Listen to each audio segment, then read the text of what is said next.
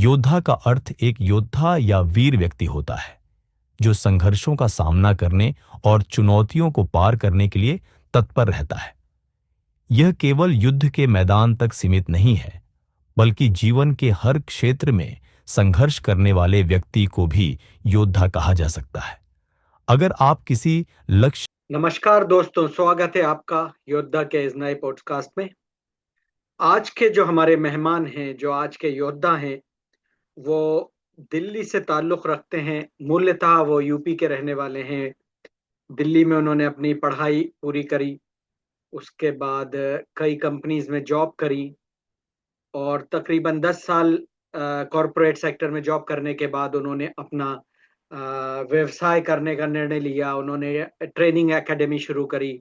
उसके बाद training academy के साथ-साथ उन्होंने प्रधानमंत्री कौशल विकास योजना में भी अपनी भागीदारी निभाई। उसके बाद आजकल वो एक स्पोर्ट्स एकेडमी चला रहे हैं और सफलतापूर्वक चला रहे हैं। उनका एक बेटा है, आज के टाइम में वो टेनिस का बहुत अच्छा खिलाड़ी है। तो आज मिलते हैं हमारे योद्धा शुभम पालीवाल से।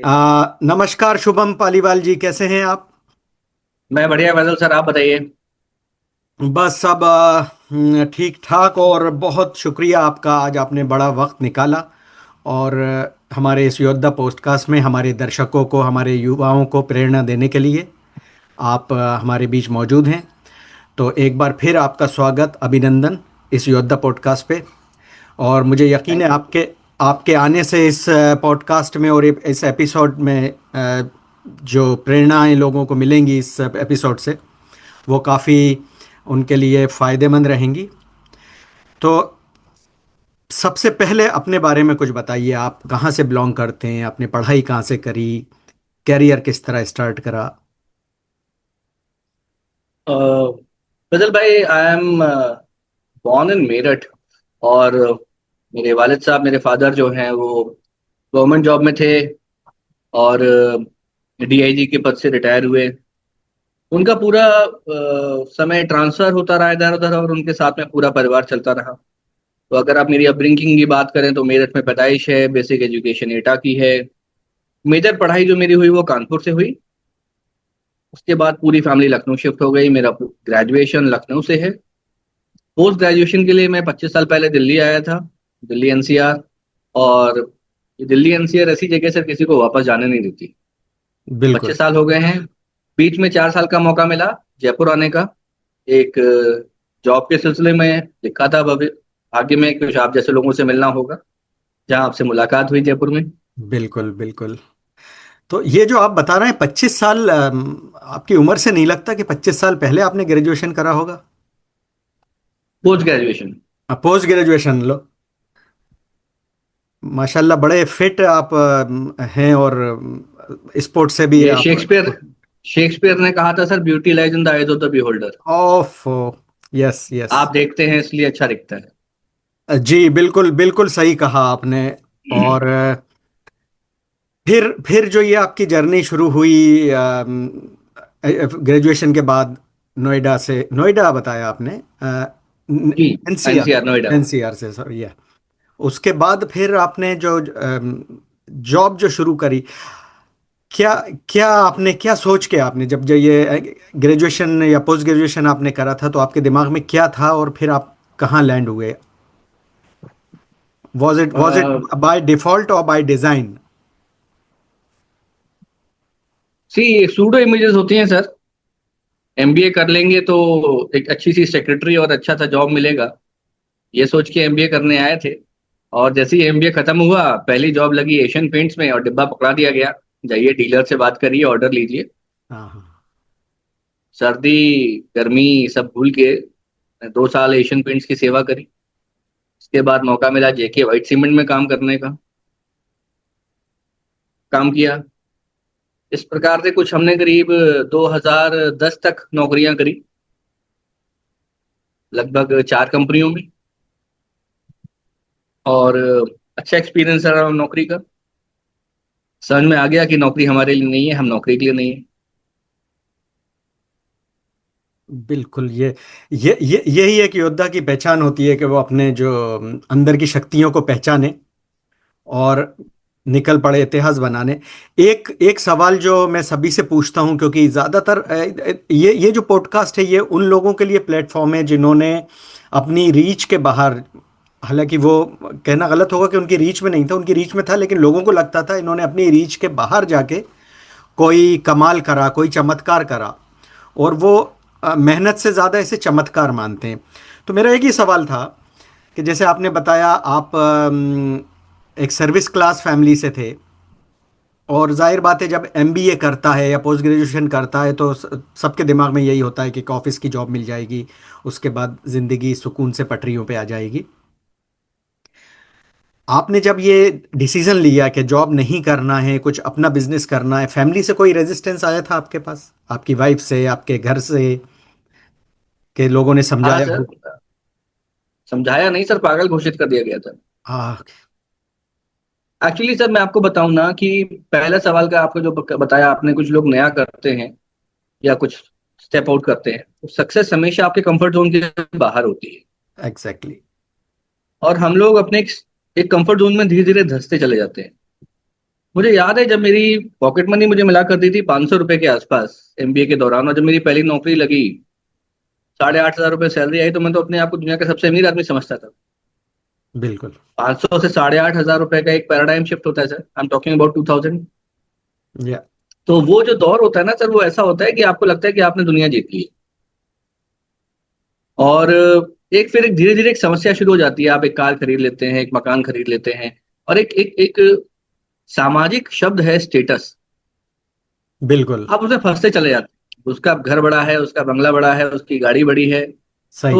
स्टेटस की एक परिभाषा मैंने सुन ली फैजल भाई, की वो परिभाषा सुनने के बाद मेरे मतलब मैं उस दौर से उस चीज से बाहर निकल आया। वो परिभाषा ये थी कि status is one thing in which you buy things which you don't want with exactly. The money which you don't have, right. And to impress people whom you don't like। बिल्कुल। तो ये स्टेटस से बाहर निकलने के लिए आपको देखिए, मेरे जो मेंटर हैं उन्होंने हमेशा कहा कि अगर आपको लंबी कूद करनी है ना, तो आपको थोड़ा सा पीछे से दौड़ते हुए आना पड़ेगा। बिल्कुल। और हम में से 99% लोग पीछे जाने को तैयार नहीं, वहीं खड़े होके वहीं से कूदेंगे। बिल्कुल सही, सही कहा आपने। जी। तो बिल्कुल जब मैंने डिसीजन लिया कि मैं जॉब छोड़ के बिजनेस करूंगा, तो घर वालों की तरफ से रिटेलिएशन आया। मेरे जो पिताजी तो थे नहीं, तो मेरे भाई जो है मेरे पिता समान है सारे। तो उन्होंने मुझे बोला कि इतनी अच्छी नौकरी है, इतना अच्छा पैकेज है, ये छोड़ के तुम बिजनेस शुरू कर रहे हो, जरूरत क्या है। जी। और वो जरूरत का शब्द जो है ना, वो बहुत पहले जन्म ले चुका था। ये बात है सर 1990 की। हम्म। मेरे पिताजी डीआईजी पद से रिटायर हुए थे। और किसी भी सरकारी नौकरी में ऐसा होता है कि एक हफ्ते के अंदर आपका गाड़ी बंगला सब खाली करवा लेती है सरकार, जी। जी। और आप अपने बेसिक्स पे आ जाते हैं। जो लोग आपको कल तक सलाम कर रहे थे, वो आपको आज देख के कंधे से कंधा मिलाने की कोशिश करते हैं। बिल्कुल। तो वो कई बार चीजें ना वो समझ में नहीं आती। तो मैंने ये शुरू से था कि मैं कुछ अपना करूंगा। प्राइवेट सेक्टर में उस टाइम अच्छी सैलरी हुआ करती थी, अभी भी है। अब लेकिन गवर्नमेंट के वेतनमान भी अच्छे हो गए हैं, तो वो कहीं ना कहीं एट पार आ गई हैं चीजें। लेकिन उस टाइम बहुत डिफरेंस हुआ करता था। तो प्राइवेट सेक्टर में आने का कारण ये था कि मैं कुछ अपना करूं, कुछ पैसा इकट्ठा करूं। लेकिन हमारे समय तक आते आते कहते हैं ना, समय बड़ा बलवान। तो वो प्राइवेट सेक्टर में वो मजा रह नहीं गया। एंड बिल्कुल। देन बिजनेस करने की इच्छा थी। बहुत लोगों को देखा था। फर्स्ट जनरेशन बिजनेस बनाना आसान नहीं होता है। सही, सही है। और मैं गलती से ऐसे लोगों को देख रहा था जिनको पैतृक बिजनेस मिला हुआ है। मुझे बिजनेस लाइफ अच्छी लगती थी, उनका स्टार्टअप अच्छा लगता था, उनकी लग्जरी अच्छी लगती थी, लेकिन ये भूल जाता था कि वो ना एक पैतृक बिजनेस लेके चले आ रहे हैं।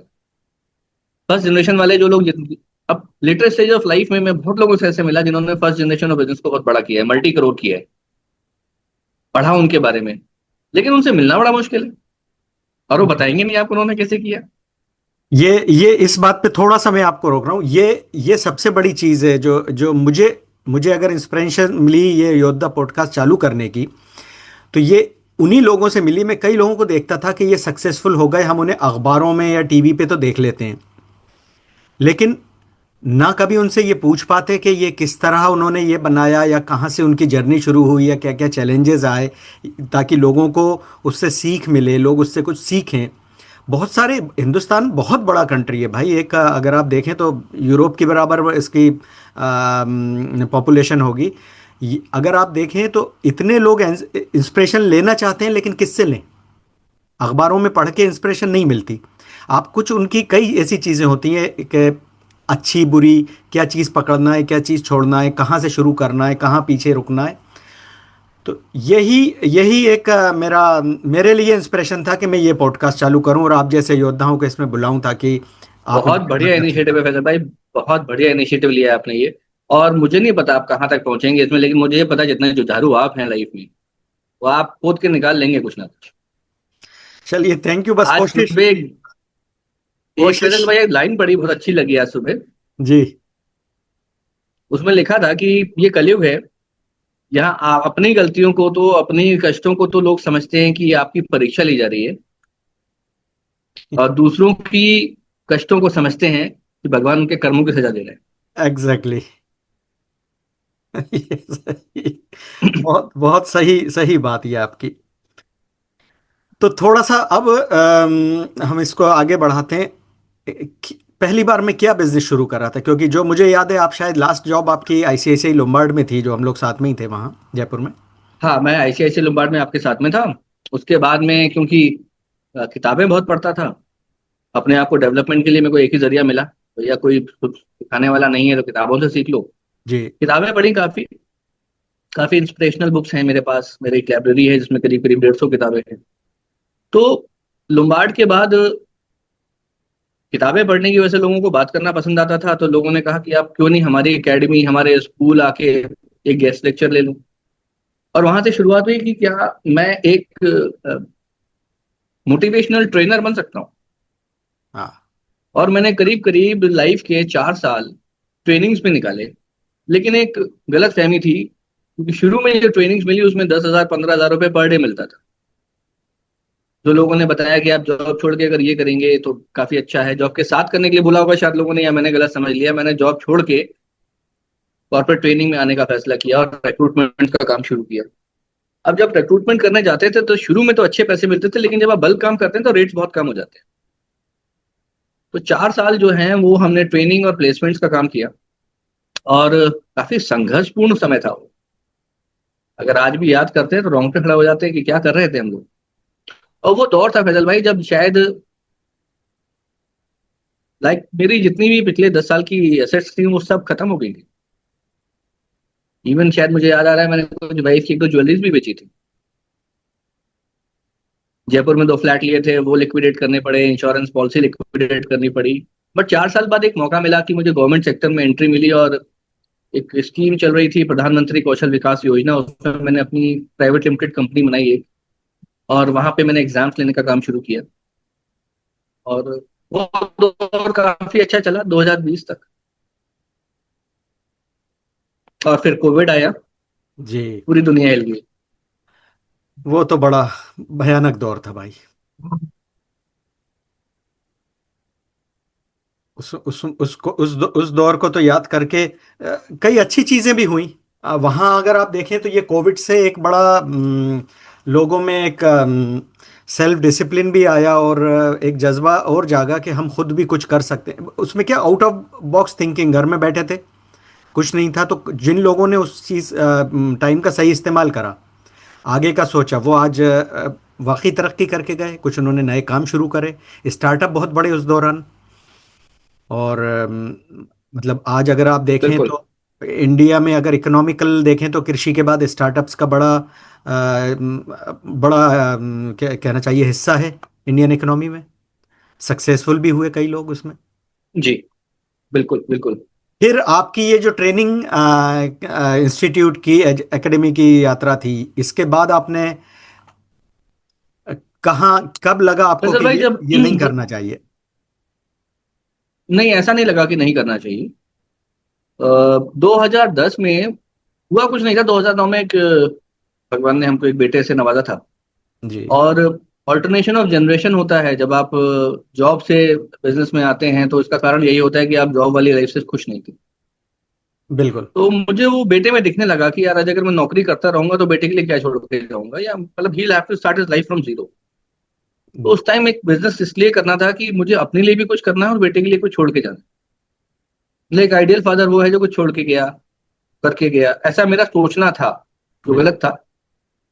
क्योंकि बाद में कुछ किताबों में पढ़ा, पूत सपूत तो क्यों धन संचय, पूत सपूत पूत तो का क्यों धन पूत तो क्यों संचय। धन संचय, बिल्कुल। तो वो सब चीजें बाद में क्लियर हुई। लेकिन सही है, मतलब कुकून नहीं काटना चाहिए, सब अपनी अपनी लाइफ लेके आए। इस दौरान एक जब खतरनाक दौर चल रहा था ना फैजल भाई, उस टाइम एक और डिसीजन लेना पड़ा कि बेटे को टेनिस खेलने का शौक, और टेनिस एक one of the expensive games है। बिल्कुल। और जब उसने टेनिस खेलना शुरू किया तो मुझे एक एक दिखा कि यार ये वो शुभम पालीवाल है जो अ, वालिद साहब के इंतकाल से पहले एक स्पोर्ट्स पर्सन बनना चाहता था। मैंने कहा नहीं यार, इसको खिलाएंगे, इसको स्पोर्ट्स देंगे। और वो आप मानोगे नहीं फैजल भाई कि एक मिडिल क्लास आदमी के लिए 1 लाख रुपए महीने की फीस देना बड़ी बात है। एक पहाड़ तोड़ने के बराबर था। और हमने लगभग 3 साल किया। हालांकि उसका हमें अब परिणाम अच्छा मिल रहा है, बेटे की अच्छी रैंकिंग है, बेटा अच्छा खेल रहा है। अब मुझे उसके स्कूल की फीस नहीं देनी पड़ती पिछले 3 साल से, सब स्कॉलरशिप पे चल रहा है। चलिए। और सब कुछ सही रहा तो अगले 3 साल में बेटा भी 15 साल का है, अंडर 18 में उसकी रैंकिंग भी बहुत अच्छी 110 के आसपास है अभी इंडिया में। तो अगले 3 साल में वो टॉप 10 में आ जाएगा। बिल्कुल बिल्कुल। एक जर्नी वहां भी पूरी होने की उम्मीद है मुझे। नहीं नहीं, जो संघर्ष आपने करा, जो investment of time and money आपने करा, और उसका रिजल्ट जरूर आएगा। देखिए, कोई भी हम संघर्ष करते हैं, हम कदम नहीं उठाएंगे तो आगे नहीं बढ़ेंगे। जी ये तो फैक्ट है। और अब अब आप ये बताएं, जैसे डायरेक्शन और एल्टीट्यूड दो चीजें होती हैं जो ह- हमने अगर दोनों में से भी एक कोई चीज चूकते हैं तो हम अपनी जर्नी कंप्लीट ही नहीं कर पाएंगे, हमें पता ही नहीं होगा हम कहाँ जा रहे हैं। जी तो आगे क्या क्या गोल सेट करा है आपने 5 साल में? आप अभी देखिए, अभी सीढ़ी अगर सही दीवार पे लगी है जिस पे आप चढ़ना चाहते हैं तब तो सही चढ़ रहे हैं। अगर बिल, सीढ़ी गलत दीवार पे लगाई हुई है तो सही जगह तो नहीं पहुंचेंगे। बिल्कुल तो डायरेक्शन तो बहुत जरूरी है। अगर आगरा जाना है तो फिर आप पंजाब वाली ट्रेन में बैठ के तो आगरा कभी नहीं पहुंचेंगे दिल्ली से, बिल्कुल नहीं पहुंच पाएंगे, सही है। है ना। तो डायरेक्शन बहुत जरूरी है। और एक जो यूथ के लिए मैसेज है सर, वो यही मैसेज है कि most of the great ideas don't work if you don't work on the ideas. हम लोगों एग्जैक्ट। के पास बहुत सारे विचार आते हैं बट कभी इनिशिएटिव लेने की हिम्मत नहीं आती, रिस्क एपेटाइट नहीं है। आज भी बहुत सारे लोगों से मिलता हूँ, यंग लड़कों से मिलता हूँ, अंकल रिस्क लेने की क्षमता नहीं है। अरे यार, तुम लोग की लाइफ में अभी है क्या? शादी हुई नहीं, बच्चे हैं नहीं, अभी नहीं रिस्क लोगे तो कब लोगे? भाई ये या तो सबसे मेरी बड़ा, तरह हो कि ठीक है। ये सबसे बड़ा चैलेंज, एक कंफर्ट जोन, वो आपने जो पहले ही आपने बताई कि अगर अपने कंफर्ट जोन को डिस्टर्ब नहीं करा, अपने प्रेजेंट को डिस्टर्ब नहीं करा, तो आप तरक्की नहीं कर पाएंगे। जी अ, अभी आपने कोई स्पोर्ट्स एकेडमी शुरू करी है, जैसा हम लोग डिस्कस। हाँ, मैंने जब ये देखा कि कोविड के बाद मेरा ट्रेनिंग का बिजनेस थोड़ा सा हिल गया जी। और काफी फंड्स थे गवर्नमेंट के पास जो वैक्सीनेशन वगैरह में यूज हो गए, अभी डिलेड हैं, अभी भी नहीं मिले हैं मेरे। मिल जाएंगे। लेकिन समझ में ये आया कि लाइफ में कुछ ऐसा करना चाहिए जो आपके लिए हर महीने से अच्छा हो। तो फैजल भाई, एक था कि मैं जब लखनऊ में था तो मैं एक जिम में जाया करता था। जी। और वो जिम में एक सरदार जी थे उसके ओनर। और उनकी सुबह आते थे, एक्सरसाइज करते थे और फिर उनकी टेबल पे 10-12 अंडे रखे रहते थे। और ये वो दौर है 95 96, ऐसी कुछ ईयर्स होंगे, 98 के आसपास का। और उस टाइम पूल बहुत चलता था, स्नूकर पूल। जी जी जी तो फिर थोड़ी देर वो पूल खेला करते थे और जी। फिर वो चले जाते थे। तो फिर मैंने ऑर्डर ली चपरासी से, मैंने पूछा, मैंने कहा अब ये क्या करेंगे? कुछ नहीं, शाम को फिर आएंगे, एक्सरसाइज करेंगे, अंडे खाएंगे, पूल खेलेंगे, फिर घर जाएंगे। मैंने कहा यार ये लाइफ सही है, सेहत भी है और पैसा भी है। बिल्कुल। तो स्पोर्ट्स में एक रुझान तब भी आया था कि मैं कुछ अपनी स्पोर्ट्स एकेडमी खोलूं। और बेटे को ट्रेन करते करते 7-8 साल में ऐसा हो गया था कि एकेडमी में बहुत कुछ दिख रहा था मुझे बच्चों के लिए करने के लिए। और बेनिफिट्स देखो तो बेनिफिट्स भी थे। मतलब अगर आज मैं अपनी एकेडमी चला रहा हूँ 2-2.5 साल से, और एकेडमी में जाऊंगा अभी थोड़ी देर बाद, वहां पहुंच जाऊंगा, रात में 10 बजे तक वहीं रहूंगा, तो वहां जाके कुछ नहीं करूंगा तो बास्केटबॉल पटकूंगा। मतलब कुछ ना कुछ फिजिकल एक्टिविटी रहेगी फिजिकल जो एक्टिविटी आज के यूथ में मिसिंग है। वो अगर कंप्यूटर जॉब में आ गए हैं तो बीन बैग पे बैठे हैं, दिन भर पेट निकल आया है, मंचिंग कर रहे हैं उल्टे सीधे खाने की, एंड स्पोर्ट्स से तो बहुत दूर हो गए। बिल्कुल। तो स्पोर्ट्स एक ऐसी इंडस्ट्री लगी मुझे कि हाँ यार, यहाँ पे सेहत भी है, मैं 4-5 साल अच्छे बढ़ा लूंगा अपनी लाइफ के, और पैसा भी थोड़ा बहुत है ही है। तो किस तरह की एकेडमी है ये, किस तरह आपने शुरू, मतलब क्या स्पोर्ट्स है इसमें? ये एकेडमी सर ऐसे शुरू हुई कि हम दो दोस्त थे, हम लोग टीटी खेला करते थे, और हमने कहा चलो एक जगह देखते हैं जहाँ पे एक टेनिस की एकेडमी बन सके बेटे के लिए, और उसकी बिटिया जो थी वो स्केट्स करती है। जी। हमने एक ऐसी जगह देखी कि स्केट्स और टेनिस दोनों शुरू हो जाए। फिर वहां पे थोड़ी और जगह मिली तो हमने बास्केटबॉल और पिकल बॉल और टेबल टेनिस भी शुरू किया। मैं चेस अच्छा खेलता हूँ तो मैंने चेस भी शुरू किया। तो 5-6 गेम्स की हमने एक एकेडमी बनाई, और उसका नतीजा ये हुआ कि कुछ समय बाद यहाँ पर एक पिकल बॉल गेम बहुत चल रहा है। तो यहाँ कैसा है, पूरे दुनिया में चल रहा है इस टाइम। जी। तो पिकल बॉल की एक एसोसिएशन है, Uttar Pradesh pickle ball association, उन्होंने आके अप्रोच किया, मतलब बताया कि आप हमारे साथ जुड़िए और गाजियाबाद का जो एरिया है वो आप संभालें एज ए प्रेसिडेंट। 3 महीने के बाद उनको कुछ मेरा काम वाम अच्छा लग गया होगा, उन्होंने कहा आप यूपी में ही आ जाइए एज ए वाइस प्रेसिडेंट। चलिए। अभी मैं UP Uttar Pradesh pickle ball association में एज ए वाइस प्रेसिडेंट भी कार्यरत हूँ। कांग्रेट्स। साथ ही मैं स्टैग ग्लोबल एक कंपनी है, टेबल टेनिस का बहुत बड़ा ब्रांड है, जी। 102 साल पुरानी कंपनी है, 200+ कंट्रीज में काम कर रही है। वहां पे उनका एक इंस्टीट्यूशन बिजनेस है, वो भी मैं हैंडल कर रहा हूँ, आपने। जिसमें यही एकेडमी मुझे स्कूल्स में डेवलप करनी है। तो करने को भी बहुत कुछ है। मुझे लगता है कि अभी मेरे साथ बस फैजल भाई एक चीज अच्छी रही है कि अगर कोई भी मेरे पास विचार लेके आया, आइडिया लेके आया, मैंने कभी मना नहीं किया। मैंने कहा ट्राई करके देखते हैं,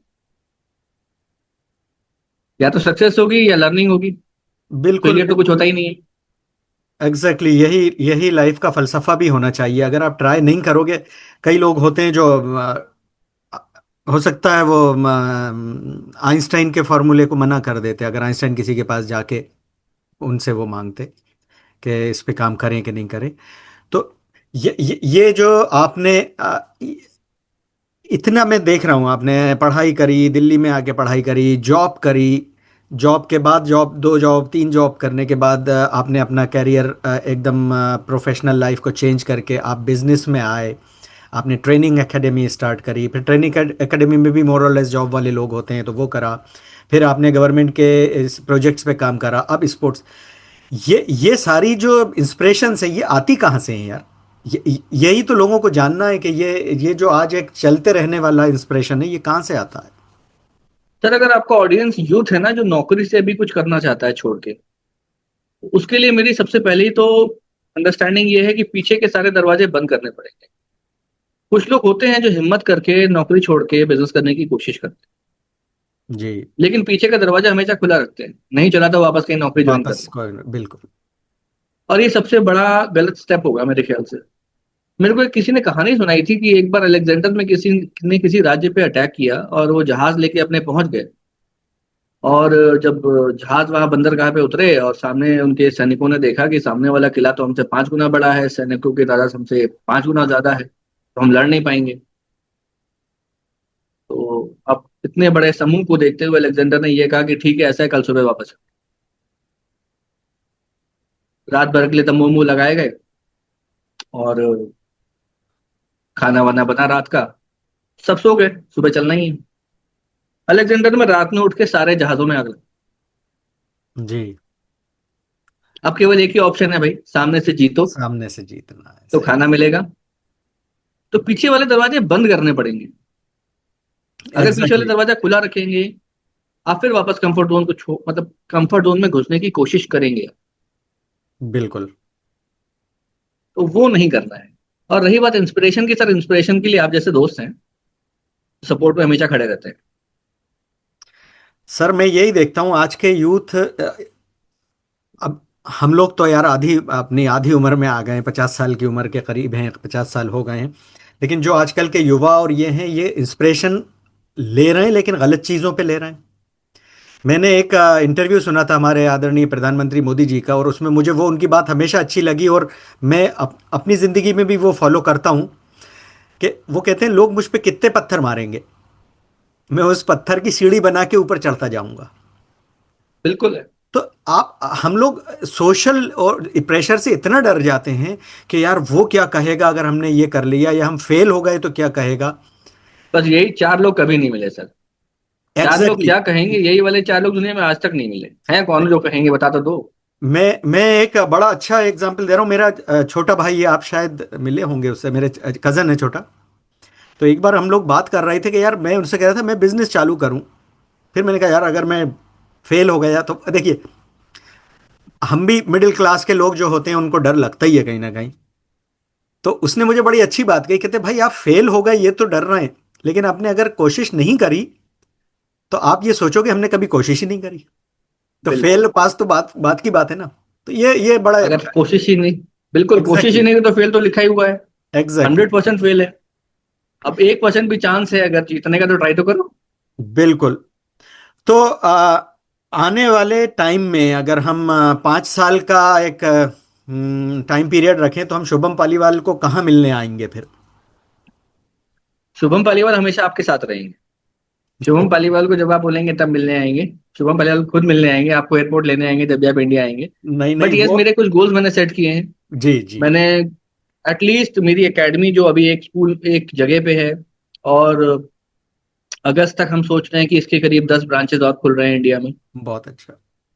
मेरा पूरा कोशिश रहेगा सर अगले 5 साल में कम से कम 300 अकेडमीज मेरे अंडर में, दैट्स ग्रेट। जो मेरे ब्रांड के नाम से चल रही हैं स्कूलों के अंदर। इसमें इसमें एक चीज के लिए रोकूंगा, जरा दर्शकों को बताइए आपका अभी कुछ यूके की भी एकेडमी से एफिलिएशन का कुछ प्रोग्राम चल रहा है, मैंने सुना है कि उसमें आप हाँ, एक्सचेंज देखिए प्रोग्राम भी एक्चुअली, लेने आने वाले हैं। जी मैं वो चाहता हूँ कि ऐसा कुछ शुरू हो, क्योंकि अ, जैसे मैं अभी कुछ लोगों से मिला, मैं अब आपको टेबल टेनिस की बात बताऊं तो हम यहाँ पे बहुत अच्छे लोग हैं टेबल टेनिस खेलने वाले। जी और स्टैक के साथ जुड़ा हुआ तो टेबल टेनिस अपने आप ब्लड में आ जाता है। इंडिया में आप अच्छे से अच्छे प्लेयर के साथ खेल लेंगे, लेकिन फिर भी आप चाइना को बीट नहीं कर पा रहे हैं। एग्जैक्टली हालांकि अभी हमारी लड़कियों ने हराया है, मुखर्जी सिस्टर्स ने चाइना में अभी चाइना की टीम को हराया था। हाँ तो मेरा कहने का मतलब ये है कि हम लोग को कुछ और करना, जैसे हम लोग को इंस्पिरेशन कहीं और से नहीं मिलती तो हमें अच्छे दोस्त चाहिए, अच्छे दोस्त नहीं मिल रहे तो किताबें चाहिए। बिल्कुल ऐसे ही गेम के लिए हमें चाहिए टेक्नोलॉजी, रोबोट, या जो हमसे अच्छा खेल रहे हैं। अब यूके के साथ टाई अप करने का मतलब ये है कि मैं कुछ ऐसे खेलों की तरफ लेके जाऊं बच्चों को, कुछ सिलेक्ट करके बच्चों को special program for the top 30 kids in India, for a 15-30 days program in UK where they go and have the training. They they will have a good exposure.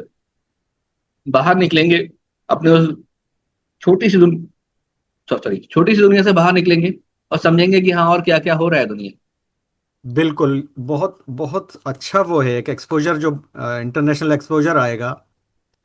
और उसको यही होता है वहीं से इनमें एक जज्बा पैदा होता है लोगों का कुछ करने को, जब अपने से ऊपर वाले को देखते हैं ये। और मेरी बहुत बहुत शुभकामनाएं।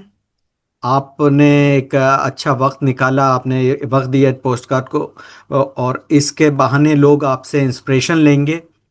और अगर हम बात करें आने वाले टाइम की तो आपके जो प्लान हैं आप उसमें सक्सेस हों, ये हमारी उम्मीद है।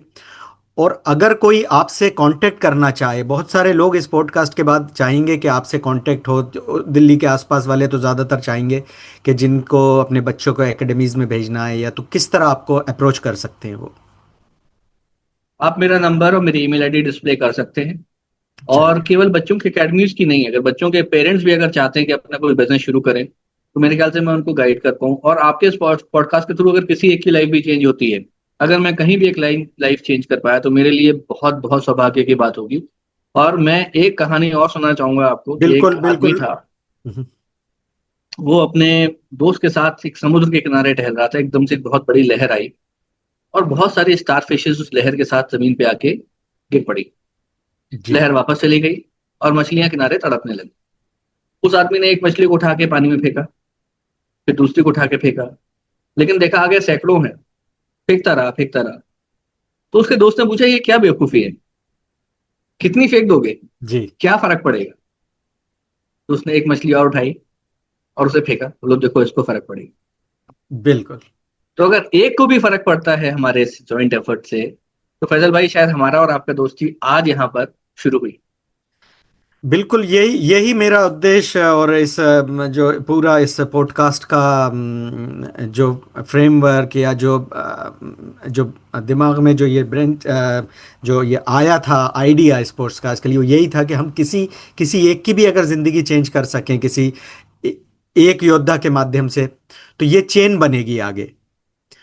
और ये इंस्पिरेशंस होते, देखिए हमने बहुत कुछ लिया है इस समाज से। आपने भी लिया है और मैंने भी लिया है। आज हम दोनों देखें तो हम दोनों तकरीबन एक ही प्लेटफॉर्म से उठ के और आज यहाँ आए हैं। तो अगर अगर हम समाज को कुछ दे सकें, कोई हमसे इंस्पिरेशंस लेके कहीं कुछ अच्छा कर सके, तो ये हमारी बड़ी उपलब्धि और एक क्या होना चाहिए कि गिव बैक टू सोसाइटी। ये चीज़ होती है कि हमने कुछ अपना रोल निभाया। हम कम से कम सुकून से ये कह सकते हैं कि भाई हमने अपना रोल इसके लिए निभाया। टाइम टू पे बैक।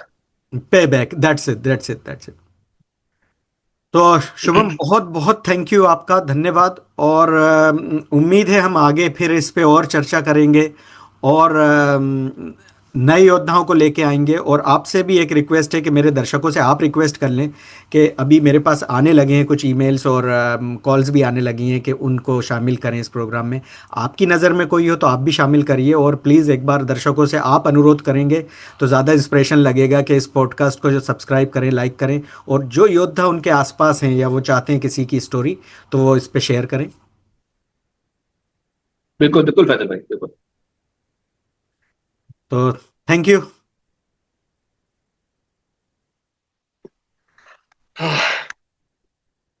तो ये थे हमारे आज के योद्धा शुभम पालीवाल। काफी प्रेरणादायक इनकी स्टोरी रही कि किस तरह एक मिडिल क्लास के बच्चे के सपने होते हैं और कुछ परिस्थितियों बस वो सपने पूरे नहीं कर पाते, तो किस तरह उन्हें अपना कैरियर को मोड़ देना पड़ता है, अपनी परिस्थितियों के अनुरूप ढालना पड़ता है।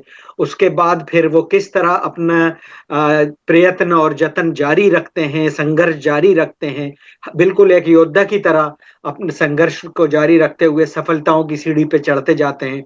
और फिर जिंदगी उसी दोराहे पे लाके खड़ी करती है जहां से वो अपने उस सपने को, जो उस अधूरे सपने को पूरा कर सकें।